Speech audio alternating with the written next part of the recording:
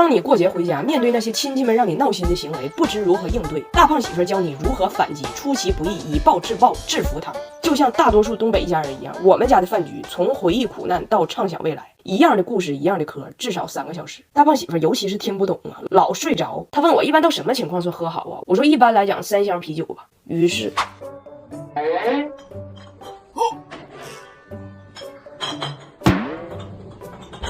在干嘛？需要帮忙吗？哎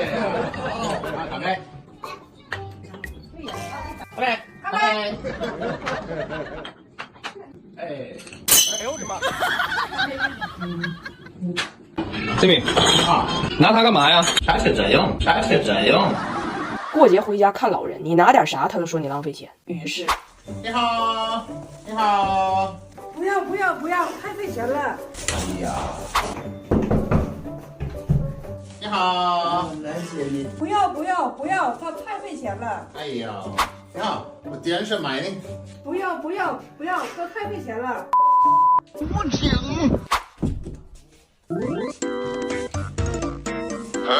孩子抱着我看看。哎，在哪儿呢？孩子呢？不要，还费钱。为什么？有没有个事？总有亲戚给出最热情的笑脸，放出最狠的问题。于是，哎呀妈呀，这小伙儿真带劲呢！一年挣多少钱呢？比我媳妇多。啊，你媳妇挣多少钱呢？哎呀，肯定比你多，总有亲戚见着你就一次又一次评价你的外貌缺陷。于是，你是不是又胖了，肚子又大了？你的头发又少了。谁说我头发少了？这不都是吗？这可不可？第2天俺俩找我大舅赔罪，我大舅想不开，自己开车去西藏，只能找我舅妈了。舅妈，你别跟他一般见识，你看这是啥？昨天那老吹风机不行，是把我大舅脑瓜都烫着了。这台康复 F8高速吹风机能吹出堪比9级高速风，用高速代替高温烘干，还有5亿负离子。旧吹风机早该换了。别省了给头发的。我妈老说大胖媳妇穿的太邋遢，出去上大街上别人笑话。大胖媳妇说大街上的人跟我有什么关系？我妈不同意。次日清晨，我妈说要去菜市场买只小笨鸡儿。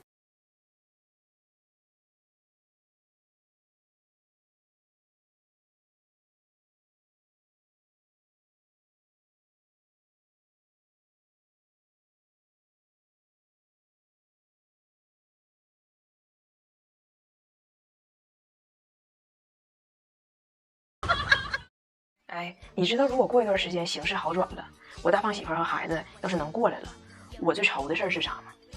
你知道如果他来这儿生活找工作，他最缺的是啥吗？滚滚红尘，茫茫人海，有人缺增高的垫儿，有人缺资源的链儿，他缺东方情商的最低标准线儿，俗称没有眼力劲儿。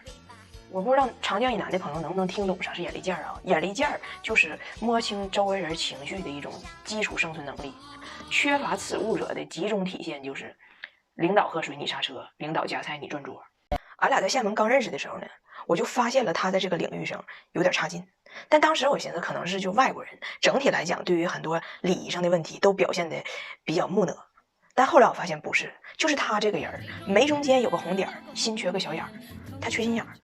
当时我上大学的时候，我爸来厦门看我嘛，我就觉得这对象可能够呛成，我就一直没跟我爸说过这事儿，我就想自己上机场接他去。就是他听说了，非得要跟着。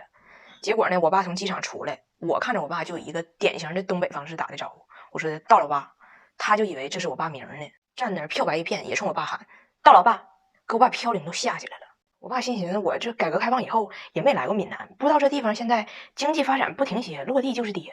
然后他这不就没有眼力劲吗？我爸挺大个行李箱，他还干瞪眼不知道帮人拎，我就捅过他，我说你帮他拎呢。他说的，人家我看到老爸挺年轻的，你现在我就帮着拎，人家到老爸该多心了。我爸完全没有心理准备嘛，就突然之间非常不适应，再加上我老公的表现呢，就除了改口改的挺婀娜的，剩下的就确实挺尴尬。完，我大胖姐问我，你说到老爸是不是不喜欢我？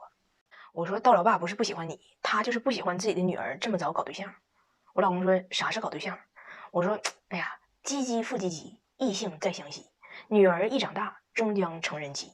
你就到老爸对这个事儿他还没有适应，你给到老爸一点时间。然后那天晚上我老公就请我爸去的一个音乐清吧，完那清吧的乐手呢还有病了没来，整个清吧就俺仨人，一人点杯酒，围那小桌一坐。完我爸就发问了，你什么工作呀？我大胖媳妇儿，我没有工作，我还在读书。我爸又问，那你读完书是什么规划呀？我大胖媳妇反问，什么是规划？我爸说，就是问你毕了业要去哪儿。我老公说，我不知道。我一看我爸当时那脸已经拉那老长了，我赶紧用英语跟他说，我说你就跟他说我毕业去哪儿你就去哪儿。完他就问我，那你毕了业要去哪呀？我说我哪知道啊，他老实惠了，告诉我那不行，那万一你毕了业想去索马里呢？撼动冷酷的大老爸，诚意心中挂。索马里呀，索马里也是闹腾来规划，你不能因为想打动一个人就瞎承诺。然后我就感觉我爸老不喜欢他了，就一句话也不说，气氛尴尬到人想死。这时候就来只猫，就趴我爸旁边朝窗外，咱也不知道它情郎在哪儿，就搁那叫唤，就是叫唤。然后我爸就瞪这猫。完我大胖媳妇儿，我也不知道他是怎么想的，他是想调节一下气氛呢，还咋地，就把刚学着词儿用上了。过来了，拿杯酒敬我爸杯酒，说：“你不要怪他，他想搞对象，他想搞对象。”许多年以后，就我俩马上都要办婚礼了。有一次在铁岭，我爸还有大胖媳妇儿一块儿去吃烧烤、喝啤酒，都喝多了。然后我爸还追忆往事呢。说实话啊，就当时我不是很得意你，我寻思这小子是不是小时候在加拿大的地方被冻着我，怎么虎了吧唧的呢？但是我爸呢有个小习惯，这个小习惯呢在他喝酒以后尤为严重。就他常年练书法，所以他就经常一边说啥一边在空气中他就得练这个字儿，就搁这练。然后他这嘴呢还得配合他这书法，就是可能是要吹宣纸啊还是咋的，就这边写这边。所以我爸就一边书法感情一边搁那自己虎了吧唧。我大胖媳妇就问我说，我老丈人这衣服前面这俩兜底下破那老大口，他不知道吗？我说他知道，但这衣服呢是我人生第一次打工挣钱给他买的礼物，所以他说破啥样也得穿，除非你给他撕成碎片。就在这个时候呢，过来几个人要来敬酒，是我爸单位同事在这烧烤店认出他来了。但是我大胖媳妇呢完全没有察觉有人来，他那个不回弯的小脑袋里就回荡着那一句话，除非把它撕成碎片。他看他老丈人要起身，灵机一动上去呱家薅住了我爸胸口开线的两个衣服头，说时迟那时快，我爸一起他一薅，咵嚓一声，道老爸道主任在他的同事面前，白衬衫被撕下去两个大条，露出了枣红色的红衬衣，像对联似的。然后我老公还学我爸呢，撕成碎片。你说如果我想离婚，你们能理解我不？我带着一家人去哈尔滨玩的我现在轻微脑震荡。是这样的，故事发生在去哈尔滨之前，我们要去哈尔滨参加一个活动，要给全家人订4套衣服，我让我同事帮我订的。我同事就直接找的大胖媳妇说，姐夫你给我一下你的身高体重。我同事没有说订衣服这个事儿，大胖媳妇不知道咋想的，告诉人家她身高1.8米，体重185，我同事就直接给她订了。拿到衣服我和孩子都正好，她的穿不进去。我说怎么订的？我同事没问你身高体重吗？他说你同事问我了，但是他也没说要身高体重是订衣服啊，我以为要给我做百度百科呢。结果这个衣服就是穿不进去，因为他谎报了26斤。我说那咋办也来不及了，你的就给人退回去。我们几个穿一样的，好看的，暖和的，你自己穿你的棉马甲。他不干，他说这衣服其实正好，就是里边衣服穿太多了。于是他一看我都已经联系人准备要退了，为了保住这件衣服，这个男人居然决定在哈尔滨旅游这3天，瘦到能穿进这件羽绒服。哎，真下了狠心呐！我们逛了那么多地方，那么多好吃的，人啥也不吃。第1天真挺过去了，我看他肚子真小一圈。第2天我们去泡温泉，我觉得他好像是饿到极限了，眼睛都绿了，但是嘴上就是不承认。我们吃啥他也不吃，奶茶啊！但是被我同事偷拍了，在一个放满了青椒的泡澡池里。我同事跟我说，姐，我刚才偷摸拍的姐夫。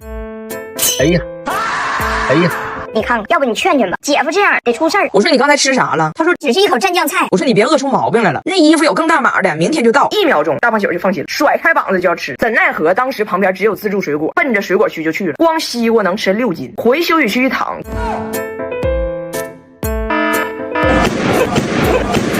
哎呦我的妈！吓整个哈尔滨一跳，回去换上了最大码的新衣服，合身了。大胖媳妇做回自己了。怎么说呢？快过年了，大胖媳妇是奔着出栏去吃的。谁跟你讲？吃的多他就快乐，他就劲儿大，他就伤害性极强。俺一家人一起去冰雪大世界，进去他就要玩那个最刺激的大滑梯。我说我不去，咱就玩点这个拉小孩这个雪上轮胎这种安全的，我怕摔。他说没事儿，你别怕摔，有我在。话音未落，晚安，玛卡巴卡。他说对不起，我玩嗨了，没收住，我收拾点绳子。过了5分钟，他问我咱中午吃啥？我说杀猪菜。他说杀猪菜。我说孩子们也未能幸免。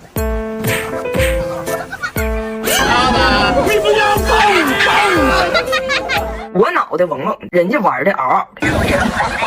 都玩饿了。距离他换上新羽绒服只有37个小时的时间，然而就这么吃，终于在我们离开哈尔滨之前的最后一顿饭上，我们发现新到的大羽绒服又小了。太好了，那包大风女生了，风女生了。